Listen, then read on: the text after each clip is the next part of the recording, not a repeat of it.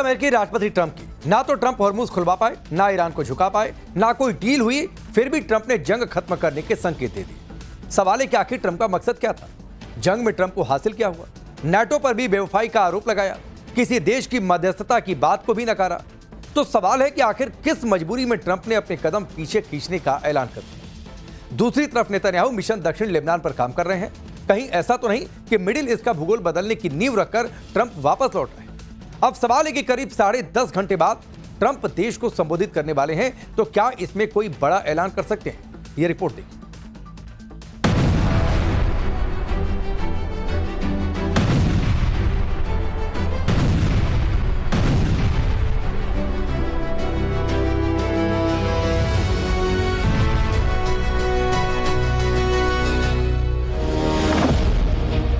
क्या middle east की जंग अब खत्म होने वाली है? क्या खाड़ी में परमाणु हमले की आशंका टल गई है?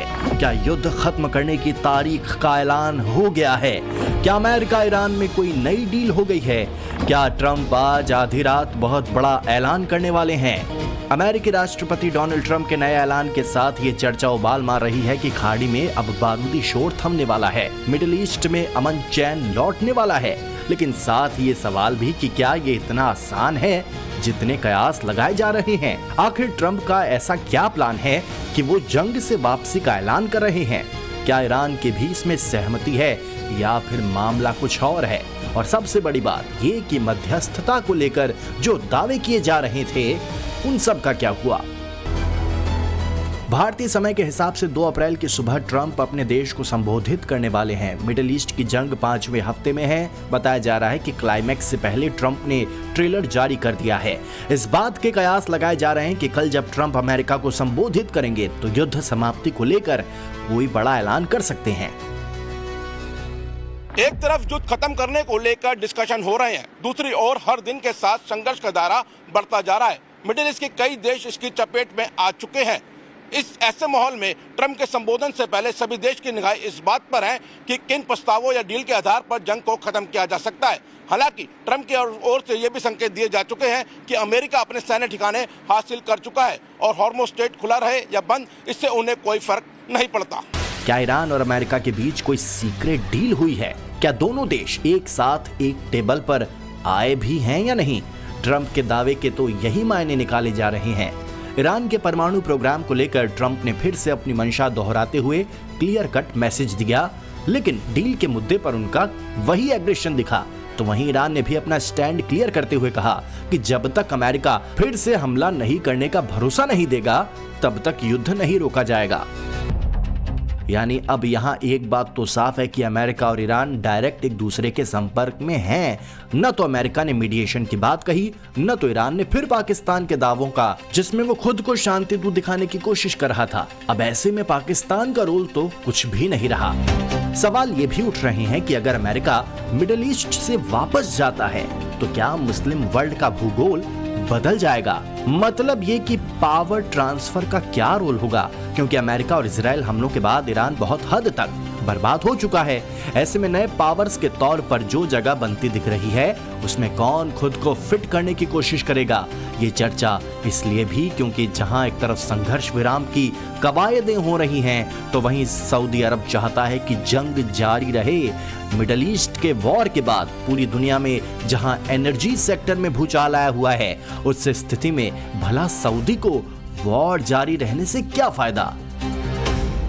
न्यूयॉर्क टाइम्स ने सूत्रों के हवाले से बताया कि पिछले सप्ताह सऊदी अरब के मोहम्मद बिन सलमान युद्ध के बीच ट्रंप से बातचीत कर रहे थे और उनसे ईरान पर हमले जारी रखने की गुजारिश कर रहे थे।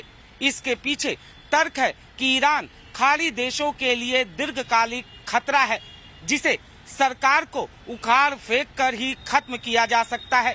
प्रिंस सलमान ने ये भी कहा कि अमेरिका को ईरान में सैन्य बल तैनात करके उसके ऊर्जा इंफ्रास्ट्रक्चर पर कब्जा करना चाहिए और सरकार को सत्ता से बाहर फेंक देना चाहिए।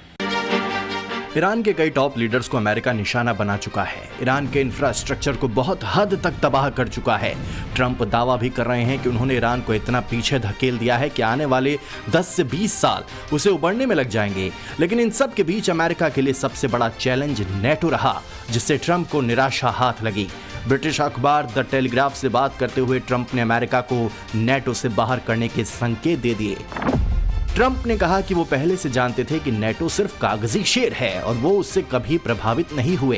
ट्रंप ने युद्ध में साथ नहीं देने को लेकर कई देशों से सीधी नाराजगी जताई, खासकर ब्रिटेन के पीएम कीर स्टारमर को तो धमकी तक दे डाली। दरअसल स्ट्रेट ऑफ हॉर्मूज खुलवाने के लिए ट्रंप ने नेटो के देशों से अपने जहाज भेजने की अपील की थी, लेकिन प्रमुख यूरोपीय देश ब्रिटेन, फ्रांस, जर्मनी और स्पेन ने सीधे सैन्य हस्तक्षेप से दूरी बना ली। स्पेन ने तो अमेरिका के लिए एयर स्पेस तक बंद कर दिया।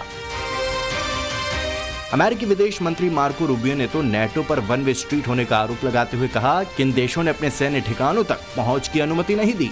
मिडल ईस्ट में जंग के बीच सबसे बड़ा झटका पाकिस्तान को लगा है। इस्लामिक नेटो का सपना लेकर मुनीर खलीफा बनने चले थे, लेकिन एक तरफ तो अमेरिका ने पहले ही गच्चा दे दिया, तो दूसरी तरफ ईरान पाकिस्तान के मुस्लिम ब्रदरहुड वाली थ्योरी पर रत्ती भर भी भरोसा नहीं करता। कहते हैं ना, जिसकी कोई कदर ना हो वो दर दर भटकता है, वही है पाकिस्तान। इसी क्रम में इस्लामाबाद में पाकिस्तान ने सो कॉल्ड इस्लामिक नेटो के सदस्य देशों का जुटान करा दिया। जंग के नाम पर खुद का मकसद दिखा, सऊदी और दूसरे देशों के आगे बिछता दिखा। मुनीर का ख्याली पुलाव ये था कि वो मीडिएटर बनकर ट्रंप के गुड बुक में बना रहे, दूसरी तरफ मुस्लिम ब्रदरहुड का दिखावा कर ईरान की भी नाराजगी दूर कर दे, सऊदी से खर्चा पानी मिलता रहे, लेकिन पाकिस्तान को न माया मिले न राम। ऊपर से जंग की मार से पाकिस्तान में महंगाई आसमान पर पहुंच गई है। ऑयल संकट को देखते हुए शहबाज सरकार ने हफ्ते में 4 दिन काम का प्रस्ताव भी स्वीकार कर लिया है। स्मार्ट लॉकडाउन को लेकर भी वहां चर्चा जोरों पर है। इन सब के बीच एक सवाल ये भी है कि क्या मिडल ईस्ट में भूगोल बदलने की तैयारी चल रही है। बताया जा रहा है कि नेतन्याहू ग्रेटर इजराइल का ख्वाब देख रहे हैं। दक्षिणी लेबनान को इजराइल में मिलाने की पूरी तैयारी है। नेतन्याहू ने साउथ लेबनान के लिटानी नदी तक बफर जोन बनाने की घोषणा कर दी है और आईडीएफ तेजी से उस तरफ बढ़ रहा है। लिटानी नदी आपको यहाँ पर दिखाई दे रही है और इस तरफ लेबनान है। यहाँ बफर जोन इजराइल बनाने की तैयारी में है और इजराइल इस तरफ है। तो जो पूरा हिस्सा है, ये जो पूरा हिस्सा है, इस हिस्से पर आप दक्षिण हिस्सा जो है लेबनान का, उस पर इजराइल कब्जा करने की तैयारी में है। लेबनान बॉर्डर से लिटानी नदी की जो दूरी है वो 10 से 30 किलोमीटर की है और इजराइल इसी लिटानी नदी तक बफर जोन बना रहा है। इजराइल का साउथ लेबनान वाला जो पूरा प्लान है, वो प्लान क्या है वो जरा आपको समझा देता हूं, बता देता हूं। लिटानी नदी तक बफर जोन बनाने की तैयारी है। इजराइल लेबनान बॉर्डर से लिटानी नदी 10 किलोमीटर है। आईडीएफ लिटानी नदी तक सुरक्षा जोन बनाएगा। युद्ध के बाद आईडीएफ अपना पूरा कंट्रोल इस इलाके पर ले लेगा और राडवान फोर्स और हथियारों को नष्ट करना भी एक बड़ा मकसद है। नदी के दक्षिण का इलाका हिजबुल्लाह का गढ़ है। नदी के उत्तर का इलाका बेका घाटी से जुड़ता हुआ है और हिजबुल्लाह के ठिकानों पर कब्जा करेगा। नेतन्याहू ने पहले ही वादा किया था कि वो मिडिल ईस्ट का नक्शा बदल देंगे। उनका कहना है कि इजराइल ने अब दुश्मन के इलाके के बहुत अंदर तक 3 बड़े बफर जोन बना लिए हैं। पहला गाजा में, दूसरा लेबनान में और तीसरा सीरिया में। मतलब आगे इजराइल अब अपनी सीमाओं के अंदर बैठकर हमलों का इंतजार नहीं करेगा। ऐसे में अब हिजबुल्लाह के पास इजराइल पर हमला करने के लिए कोई जगह नहीं बचेगी। ईरान ने हिजबुल्लाह को खड़ा करने में जो अरबों डॉलर और दशकों की मेहनत लगाई थी, वो सब एक फैसले से खत्म हो सकता है। इस प्लानिंग के करंट सिचुएशन को भी जरा समझ लीजिए। लिटानी नदी तक सुरक्षा जोन बनाएगा। युद्ध के बाद आईडीएफ अपना पूरा कंट्रोल इस पर करेगा।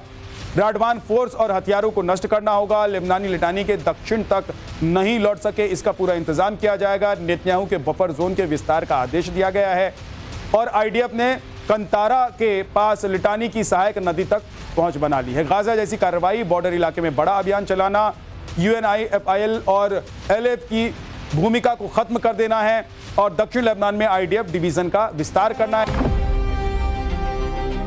क्या युद्ध के पीछे इसी ग्रेटर इजराइल की प्लानिंग थी, या फिर ट्रंप का अपना मकसद सध चुका है, या फिर लंबे खिंचते जंग से तंग आकर ट्रंप सेफ एग्जिट का रास्ता तलाश रहे हैं? Bureau report, times